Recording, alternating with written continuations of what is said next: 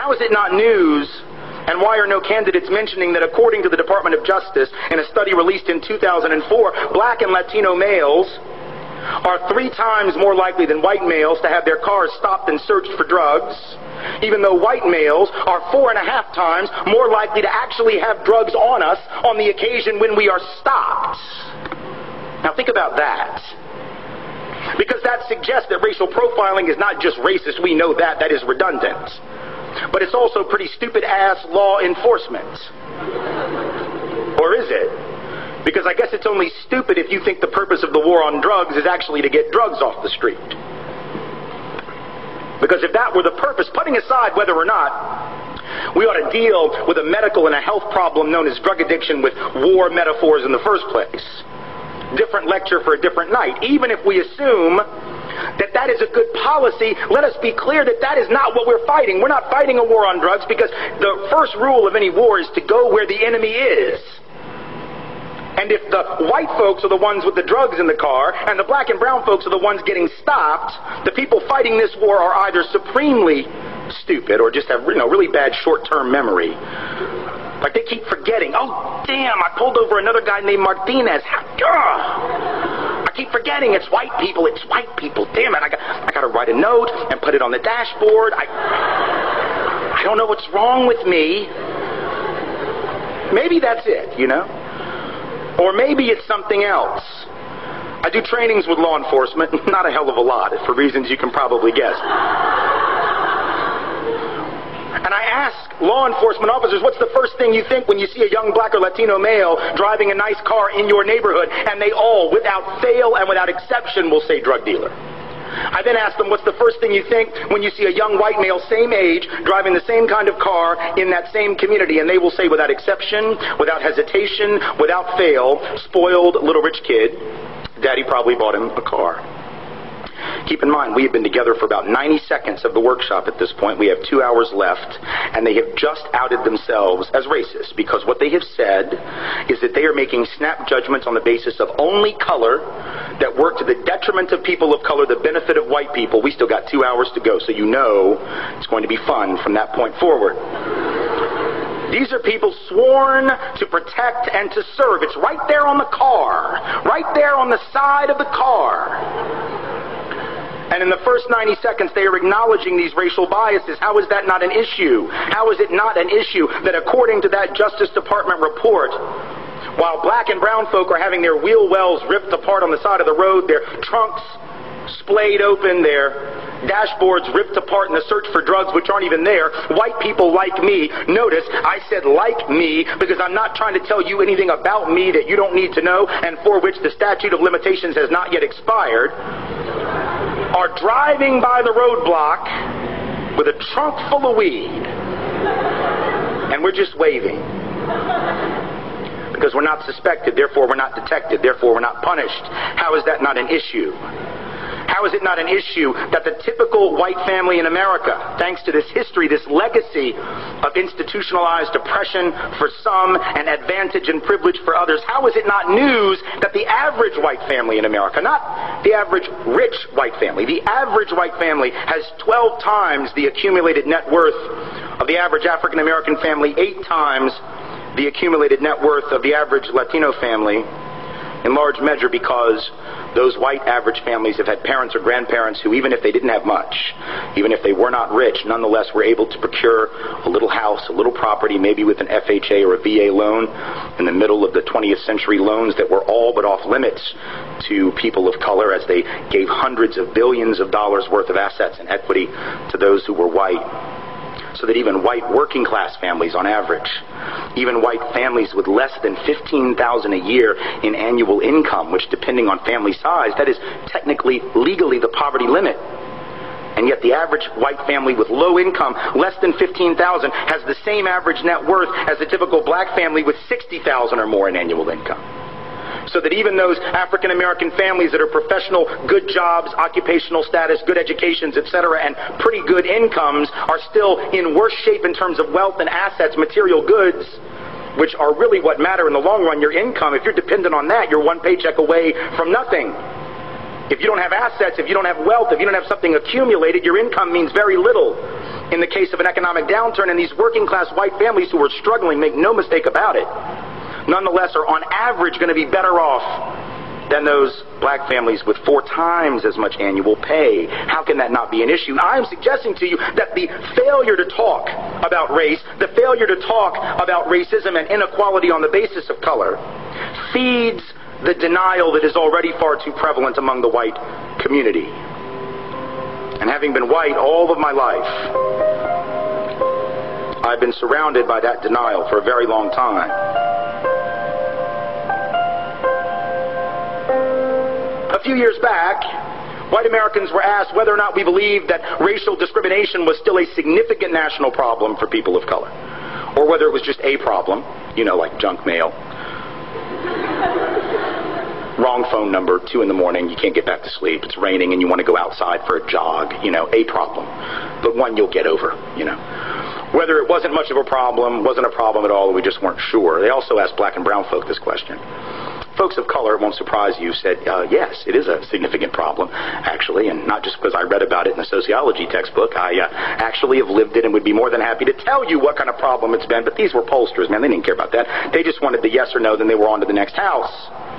And they asked white folks, is it or is it not a significant national problem, racial discrimination for people of color and against people of color? And only 6%, 6 out of 100 said yes, that it was a significant national problem. Just to give you an idea of how bad that is, I would have you compare it to a survey taken a few years earlier where approximately 12% of white Americans said we believed there was a fairly decent chance that Elvis Presley might still be alive.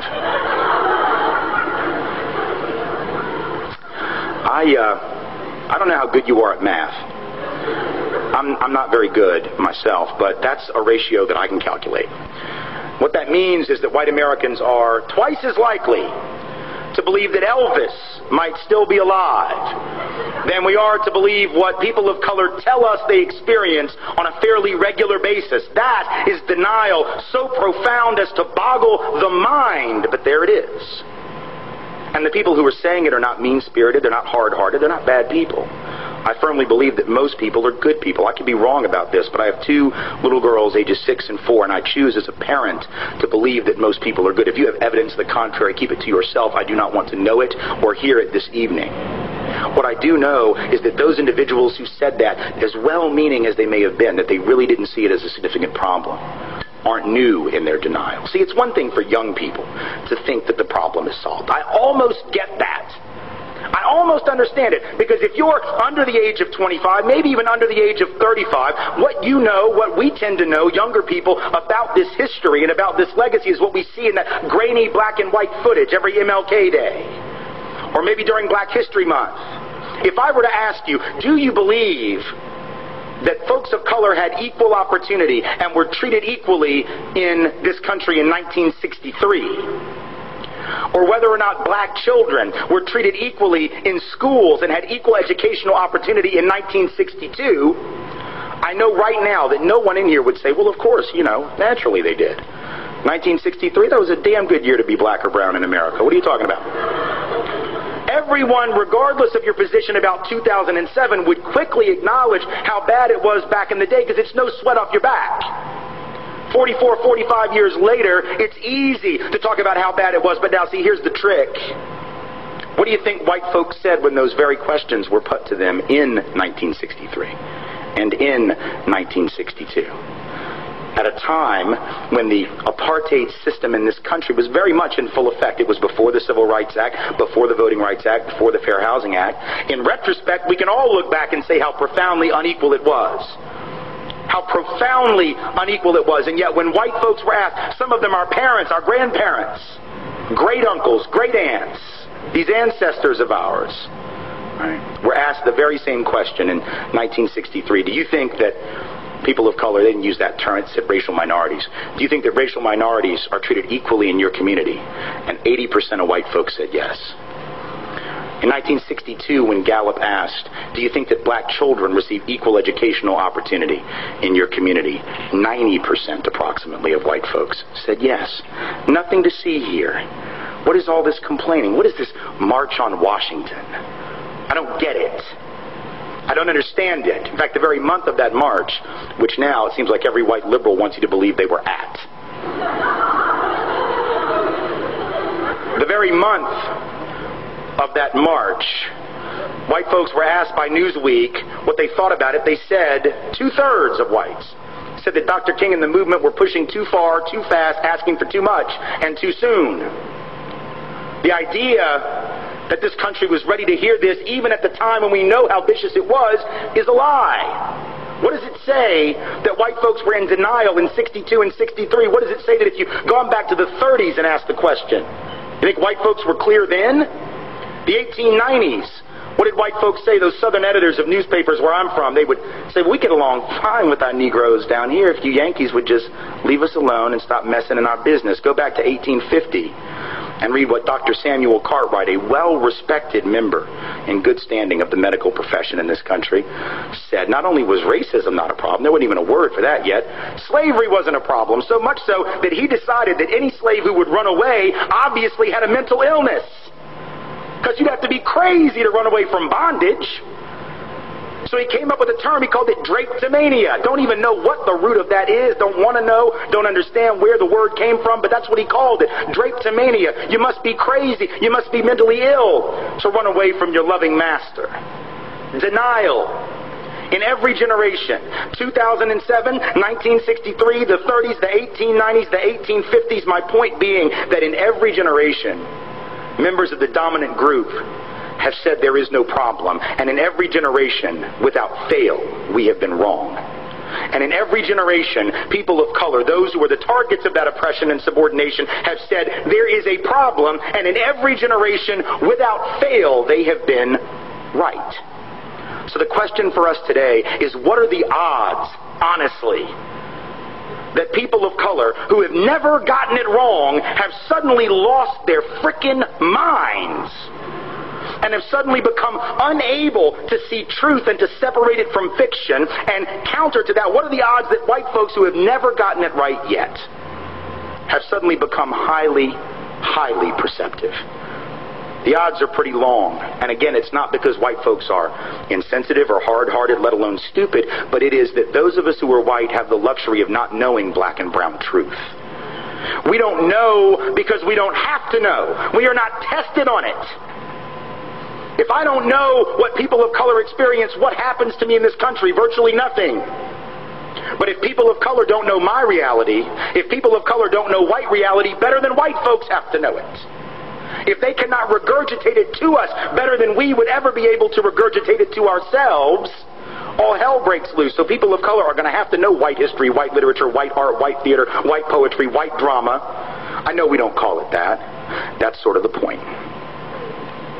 When your stuff is the stuff against which everybody else's stuff is compared and found lacking, you don't have to name it. It's just the norm. That's why, for those still confused, we don't have White History Month, because we have several. They go by the tricky names of May and June, July, August, September. Pretty much any month that we have not designated as someone else's month, that's White History Month. But we take it for granted because we don't have to know other folks' reality. That's a privilege. That's an advantage. That's a head start. And it's one we must think about. See, that's the other piece of this, right? It's one thing for white folks to acknowledge racism. Because, you know, white liberals will. God bless them. White liberals will acknowledge that racism is real. Oh my goodness, we should do something about that. Yes, we should. It's terrible, that racial profiling, that housing discrimination. My goodness, it's awful. Yes, it is. But just because we acknowledge racism and discrimination doesn't mean that we'll necessarily acknowledge the flip side of that. Doesn't mean that we will acknowledge that for everyone who's targeted by that discrimination, which we're willing to admit exists,